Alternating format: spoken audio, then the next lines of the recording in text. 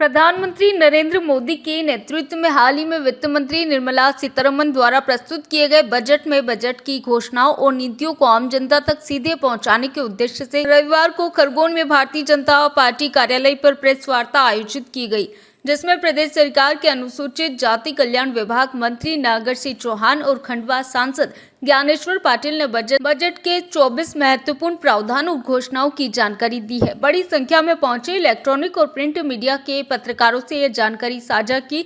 इस दौरान भाजपा जिला अध्यक्ष नंदा ब्राह्मणे और पूर्व कृषि राज्य मंत्री और खरगोन विधायक बालकृष्ण पाटीदार, महेश्वर विधायक राजकुमार मेव भी मौजूद रहे। मंत्री चौहान ने पत्रकारों के विपक्ष द्वारा बजट पर उठाए जा रहे सवालों पर अपनी प्रतिक्रिया में कहा कि प्रधानमंत्री मोदी के नेतृत्व में प्रस्तुत किए गए बजट से समूचे देश में खुशी का माहौल है। इसे विकसित भारत के संकल्प को गति देने वाला बजट बताया जा रहा है। वहीं कांग्रेस की आदत बन गई है देश के विकास के लिए बनाई जा रही योजनाओं, जन कल्याणकारी योजनाओं में खामियां निकालना, बाधाएं खड़ी करना, लेकिन जनता की सरकार पर भरोसे और प्रधानमंत्री नरेंद्र मोदी के नेतृत्व पर विश्वास के देश तेजी से विकास कर रहा है। यह बजट बुनियादी ढांचे, पर्यावरण और नागरिक सुविधाओं को मजबूत करने वाला बजट है। इस बजट में महानगर शहर विकास के साथ ही ग्रामीण विकास और ग्रामीण रोजगार, महिला सशक्तिकरण, युवाओं को आत्मनिर्भर बनाने का ध्यान रखा गया है। पत्रकार वार्ता का संचालन पूर्व जिला अध्यक्ष परसराम चौहान ने किया। वहीं इस दौरान पूर्व जिला मीडिया प्रभारी मोहन जायसवाल सहित अन्य पत्रकार मौजूद रहे।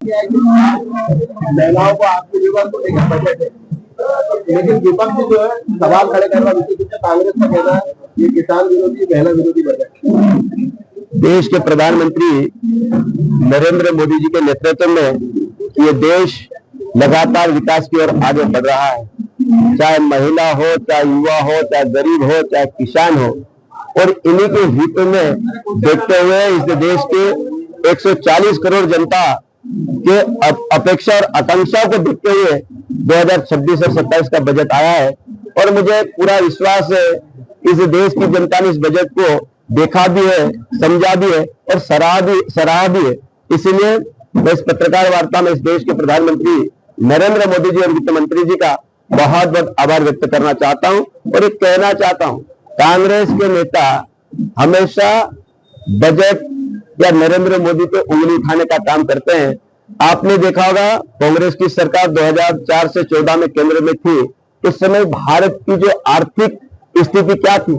जब आर्थिक स्थिति के बारे में हम जानते हैं कि इस विश्व में 10वें और 11वें नंबर पर भारत की आर्थिक स्थिति थी, लेकिन आज मुझे कहते हैं बहुत प्रसन्नता है कि विश्व पटल पर अगर भारत को रखते हैं तो विश्व पटल पर भी भारत की चौथी आर्थिक व्यवस्था के रूप में आज भारत दिखाई देता है। और नरेंद्र मोदी जी का सपना है कि 2047 तक इस भारत को तीसरे नंबर का देश बनाने का जो सपना है, और मुझे लगता है कि इस बजट के माध्यम से वो सपना साकार होगा। Thank you. खरगोन से अब्रार पठान की रिपोर्ट।